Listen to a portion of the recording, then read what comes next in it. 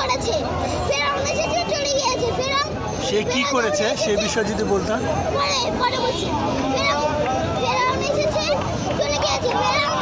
ফেরাউনের শাস্তি দিয়ে আল্লাহ সেটা কোরআনে পাকে লিখেছে, আরবি ভাষায় লিখেছে।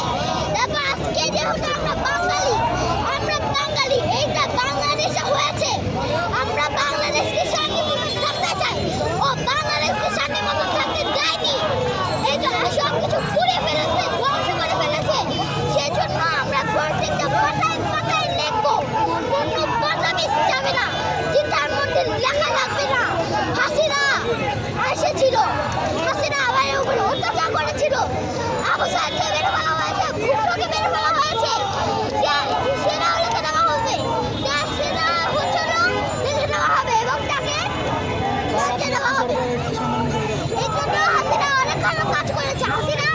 হাসিনা যেটা বলেছিলাম, হাসিনা আমাদেরকে খারাপ কাজ করতে দিয়েছে। হাসিনা আমাদেরকে মেরে ফেলা আদেশ দিয়েছে।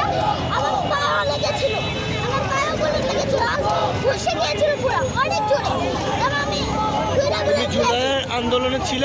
হ্যাঁ, আমি জুলাই আন্দোলনে ছিলাম, আমি হাসিনার বিপক্ষে ছিলাম। এই যে আজ পর্যন্ত যখন গিয়েছিল যে লেজ গুটিয়ে পালিয়েছিল ইন্ডিয়ায়, তখন আজ পর্যন্ত ইন্ডিয়া বলে যে আমি বাংলাদেশে হাসিনা থেকে আমাদের জায়গা থেকে বিরতি দিব না। এই যে আজকে হাসিনা এসেছে, হাসিনার এই ইতিহাসের সাক্ষী হচ্ছে। আজকে ইতিহাস হচ্ছে হাসিনাকে জুতাপিটা করা হচ্ছে। এই যে জুতাপিটা করা হচ্ছে, সেটা লজ্জা হচ্ছে না যে তার উপরে জুতো মারা হচ্ছে, তারপরে জুতো মারা হচ্ছে, এটা যে করা হচ্ছে, এটা কি তার লজ্জা লাগে না? এই যে তার বাচ্চারা বলেছিল যে ভয়ঙ্কর রূপে আসবে, তাহলে ভয়ঙ্কর রূপে তো আমরা আমাদের কোনো ভয় লাগে না, আমাদের তো হয়তো ভয় লাগে না। তার এই যে বাচ্চারা, তার স্বামী, তার বোন আসুক। ছবি যারা বুঝতেছে ব্যঙ্গচিত্রগুলো তাদের উদ্দেশ্যে কি বলো?